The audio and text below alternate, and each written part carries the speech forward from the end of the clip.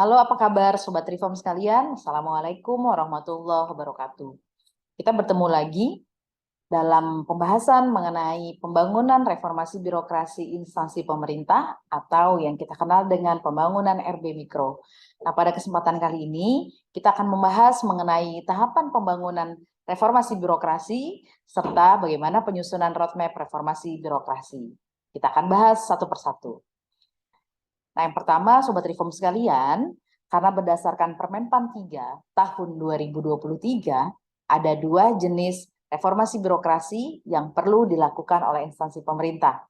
Yang pertama adalah RB General atau Reformasi Birokrasi General, yang kedua adalah RB Tematik.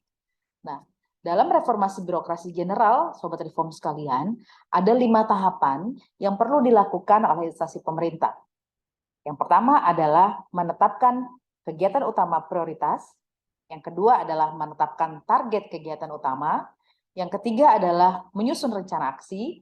Yang keempat adalah melaksanakan rencana aksi. Dan yang terakhir adalah melakukan monitoring dan juga evaluasi.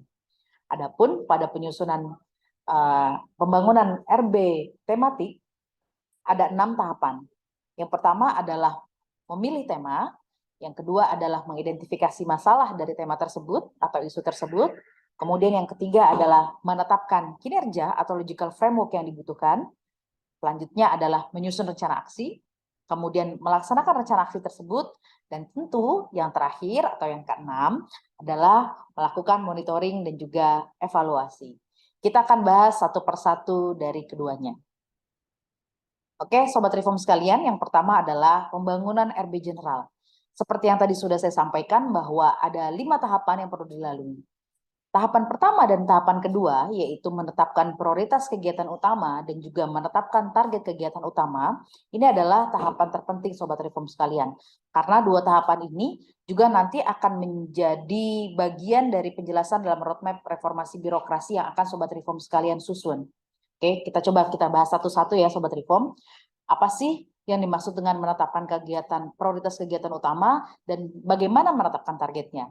Oke, Sobat Reform sekalian, sebagaimana yang sudah Sobat Reform melihat di layar, ketika kita melakukan penetapan target atau kegiatan utama, Sobat Reform itu bisa melihat dalam lampiran Permenpan 3 tahun 2023, di situ sudah disebutkan apa saja kegiatan utama yang oleh instansi pemerintah itu harus dilakukan. Total ada 21 ya Sobat Reform sekalian ya. Nah, dari situ Sobat Reform bisa melakukan identifikasi, bisa menilai dari kegiatan-kegiatan tersebut mana saja di instansi pemerintah Sobat Reform sekalian yang perlu dilakukan peningkatan, percepatan, atau bahkan ada kegiatan yang sama sekali belum pernah dilakukan. Nah, Sobat Reform bisa melakukan pemilihan itu. Nanti akan ada indikator-indikator pada setiap kegiatan untuk melihat sejauh mana pencapaian atau kemajuan dari setiap kegiatan tersebut. Oke, ini Sobat Reform sekalian adalah contoh tabel yang perlu ada di dalam roadmap Sobat Reform sekalian. Jadi ketika kita sudah menetapkan kegiatan utama, kita lihat di kolom yang paling kiri ya, kegiatan utama, kemudian ada indikator dari kegiatan utama tersebut. Indikator ini tidak ada dalam roadmap Sobat Reform sekalian, tetapi nanti Menpan RB akan menyampaikan file atau rincian dari setiap indikator pada kegiatan utama tersebut. Indikator kegiatan ini sebenarnya merupakan adalah hasil atau immediate outcome dari pelaksanaan kegiatan utama tersebut.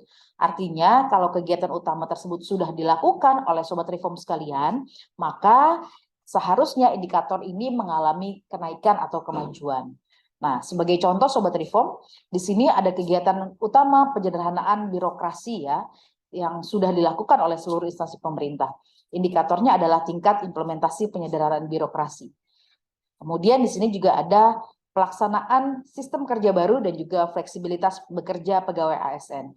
Kemudian ada indikator tingkat implementasi sistem kerja baru dan fleksibilitas bekerja pegawai. Dan juga ada 2 contoh yang lainnya. Nah, Sobat Reform sekalian, setelah kita menetapkan kegiatan utama dan juga indikator, kita perlu menetapkan baseline-nya Sobat Reform sekalian.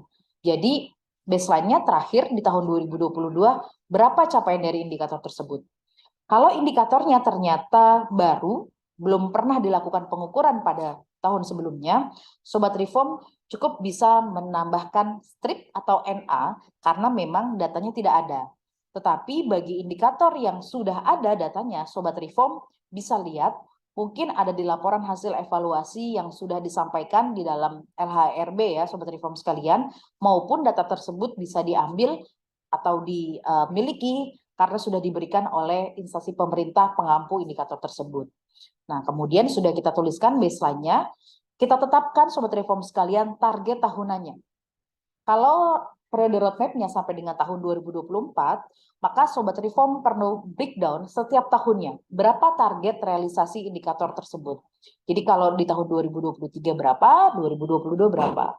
Nah, Sobat Reform sekalian, dalam hal roadmap RB Sobat Reform sekalian lebih daripada tahun 2024, misal ada pemerintah daerah yang periode RPJMD-nya sampai 2025 atau bahkan sampai dengan 2026, maka juga perlu ditetapkan sampai dengan tahun 2026 ya Sobat Reform sekalian. Jadi perlu sampai dengan akhir periode roadmap RB. Jadi Sobat Reform di sini nanti bisa tambahkan kolom 2025 dan kolom tahun 2026. Nah, setelah itu Sobat Reform sekalian perlu menetapkan siapa unit atau satuan kerja pelaksananya. Dimulai dari menetapkan siapa koordinatornya. Tentunya koordinator yang perlu ditetapkan adalah unit atau satker yang memiliki fungsi atau peran utama dalam melaksanakan kegiatan tersebut. Ya, seperti contoh kalau di sini tentang penyederhanaan birokrasi mungkin terkait dengan satker atau unit kerja yang terkait dengan kelembagaan, misalkan Biro Organisasi dan Tata Laksana. Nah, setelah kita menetapkan koordinatornya, maka selanjutnya ditetapkan siapa yang perlu melaksanakan kegiatan utama tersebut. Bisa jadi hanya beberapa unit, tapi bisa jadi juga seluruh unit yang harus melaksanakan kegiatan utama tersebut. Nah, ini ada beberapa catatan ya Sobat Reform sekalian terkait dengan penetapan target dan juga penetapan kegiatan utama. Yang pertama adalah Sobat Reform, kegiatan utama diambil dari hasil penetapan prioritas kegiatan utama. Nanti pada video selanjutnya akan dijelaskan. Dari 21, kemudian kalau Sobat Reform terbatas baik dalam hal anggaran, kemudian dalam hal sumber daya, sehingga Sobat Reform perlu menetapkan prioritas, bagaimana cara penetapannya akan dijelaskan pada video selanjutnya. Kemudian Sobat Reform sekalian, penetapan indikator kegiatan utama tentu harus terukur dan relevan. Kita nanti akan menyampaikan kepada Sobat Reform list indikator yang terkait dengan kegiatan utama. Namun, jika Sobat Reform sekalian mau menambahkan indikator lainnya, dipersilahkan. Tetapi yang wajib ada adalah list indikator yang nanti akan kami sampaikan kepada Sobat Reform sekalian. Kemudian tentunya yang nomor 3, Sobat Reform, dalam menetapkan target tahunan itu harus terukur, optimis, dan juga memperhatikan target nasional. Jadi jangan sampai Sobat Reform sekalian, target yang akan kita tetapkan itu lebih rendah daripada capaian atau baseline tahun sebelumnya. Dan juga jangan sampai lebih rendah daripada target nasional ya Sobat Reform sekalian ya. Kemudian yang keempat Sobat Reform, ini yang tadi sudah saya sampaikan, dalam menetapkan koordinator, maka harus dilihat unit atau satuan kerja yang memiliki fungsi untuk mengawal ya Sobat Reform sekalian, karena nanti tugas dari koordinator ini memastikan kegiatan utama dilaksanakan oleh seluruh yang melaksanakan. Dan juga harus memastikan capaiannya juga terus membaik setiap tahunnya. Yang kelima, pelaksana tadi sudah saya sampaikan adalah unit atau satuan kerja yang perlu melaksanakan kegiatan utama. Sebaiknya koordinator itu kemudian mengidentifikasi mana unit yang perlu melakukan, mana unit yang ini hanya menjadi pilihan ya Sobat Reform sekalian. Biasanya masing-masing instansi dan juga berbeda-beda ya, dan juga ditentukan berdasarkan kepada masalah, tingkat keparahan masalah. Oke, selanjutnya Sobat Reform sekalian, tadi kita sudah bicara tentang pembangunan RB General. Nah, lanjut. Yang kedua Sobat Reform adalah membangun RB tematik. Dalam membangun RB tematik, tadi sudah saya sampaikan ada 6 tahapan ya Sobat Reform, tapi pada kesempatan kali ini saya mau membahas satu tema, satu tahapan, yaitu memilih tema, karena nanti ini akan terkait dengan penyusunan roadmap reformasi birokrasi. Sedangkan identifikasi masalah, penetapan kinerja atau log frame, menyusun rencana aksi, melaksanakan rencana aksi, dan juga MONEF akan dijelaskan pada video yang lainnya. Oke, Sobat Reform sekalian, dalam melakukan pemilihan tema, Sobat Reform juga nanti akan dipandu bagaimana memilih tema. Kita sudah tahu bahwa ada 5 tema RB tematik yang bisa Sobat Reform pilih. Kira-kira mau pilih yang mana nih? Kita mau pilih 1, 2, 3, 4, atau bahkan seluruhnya. Tentu kalau dalam kaitannya dengan nilai RB, semakin banyak Sobat Reform memilih tema, maka tentu akan berdampak kepada nilai RB-nya. Makin banyak memilih, makin banyak kesempatan Sobat Reform untuk dapat mendapatkan nilai yang lebih besar ya Sobat Reform sekalian, asalkan melalui tahapan dari RB tematik ya Sobat. Nah, ini Sobat Reform sekalian, contoh form dalam penetapan tema. Jadi, ketika kita sudah menetapkan tema, apa yang mau dipilih, kita nanti akan menetapkan sasaran tematiknya.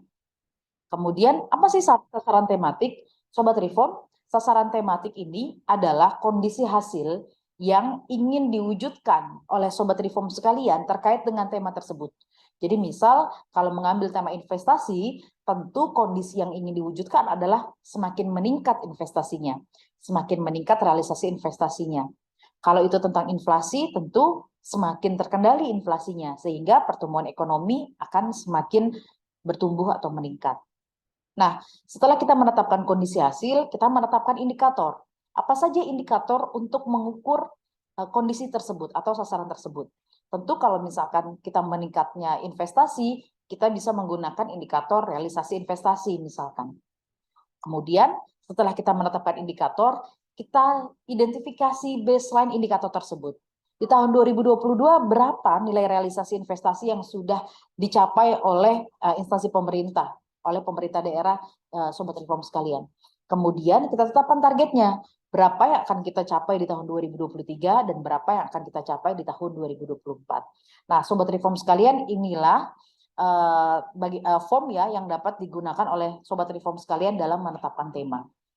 Dan Sobat Reform sekalian, setelah kita menetapkan memilih kegiatan utama, kemudian menetapkan indikatornya dan juga targetnya, kemudian kita memilih form memilih tema ya Sobat Reform sekalian, maka selanjutnya Sobat Reform ini semua akan masuk ke dalam struktur roadmap reformasi birokrasi.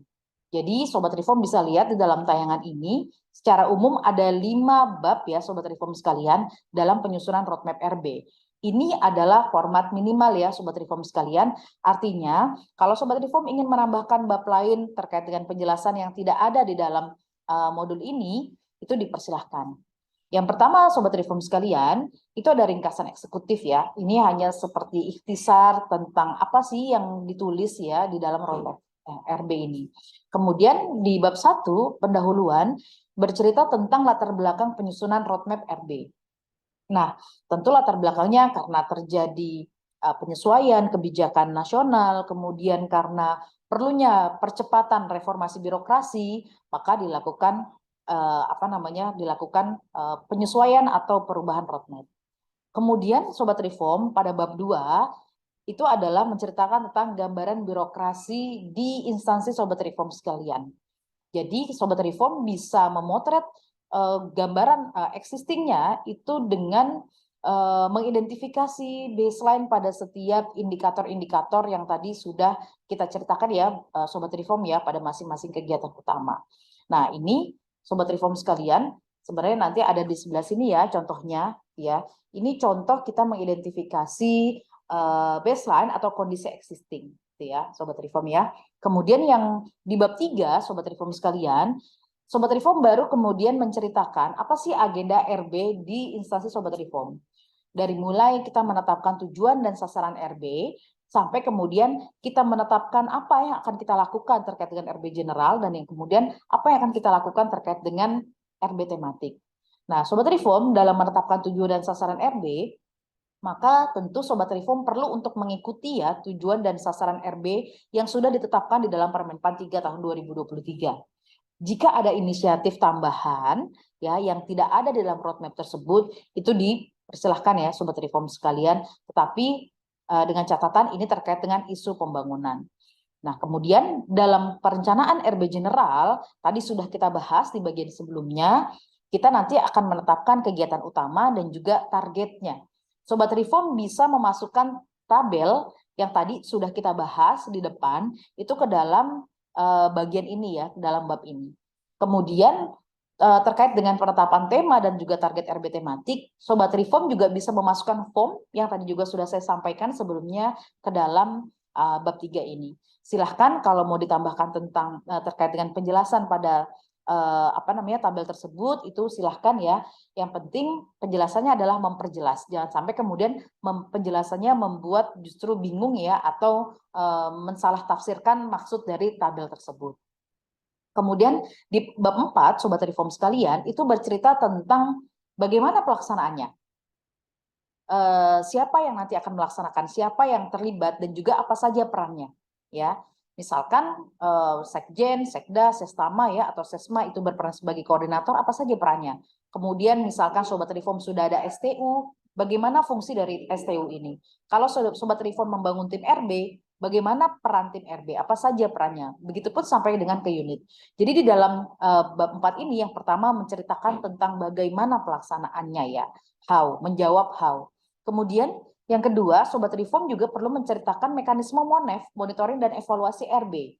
Ya, Sobat Reform, seperti yang Sobat Reform ketahui bahwa evaluator internal, ya dalam hal ini APIP ya Sobat Reform, itu tidak lagi berperan sebagai asesor, tetapi berperan sebagai evaluator internal. Nah, evaluator internal itu bertindak sebagai penjamin kualitas pelaksanaan reformasi birokrasi. Bahkan sejak perencanaan, evaluator internal dilibatkan Sobat Reform ya dalam menyusun roadmap, dalam menyusun rencana aksi, memberikan rekomendasi, memastikan perencanaan itu sudah sesuai dengan kebijakan nasional dan sesuai dengan kebutuhan. Kemudian juga tentu melaksanakan ya, dalam pelaksanaannya evaluator internal juga memberikan rekomendasi. Nah, di dalam bab 4 ini dijelaskan bagaimana mekanisme evaluator internal, bagaimana proses memastikan rekomendasi itu dijalankan oleh tim reformasi birokrasi. Nah, kira-kira itu Sobat Reform sekalian dalam bab 4. Terakhir bab 5 adalah penutup.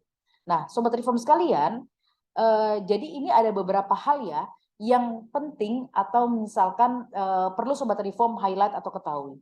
Yang pertama, Sobat Reform sekalian, dalam penyusunan roadmap RB, itu kita tidak mengutamakan jumlah halaman.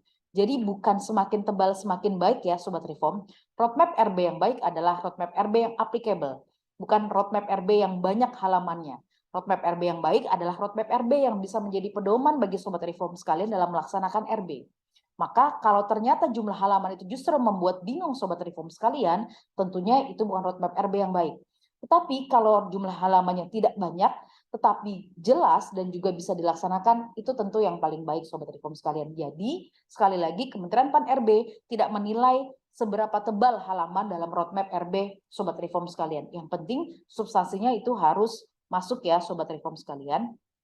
Kemudian Sobat Reform sekalian, nanti Sobat Reform bisa ini ya melihat di sini tabel yang ada di belakang saya ini, Sobat Reform sekalian. Ini adalah contoh ya, tadi sudah saya jelaskan, ini adalah contoh existing. Jadi kalau misalkan terkait dengan tujuan ya, terwujudnya birokrasi yang bersih, efektif, dan berdaya saing, dan sebagainya, indikatornya adalah capaian indeks RB. Nah, kita sudah mulai memotret kondisi existing kita ya, Sobat Reform.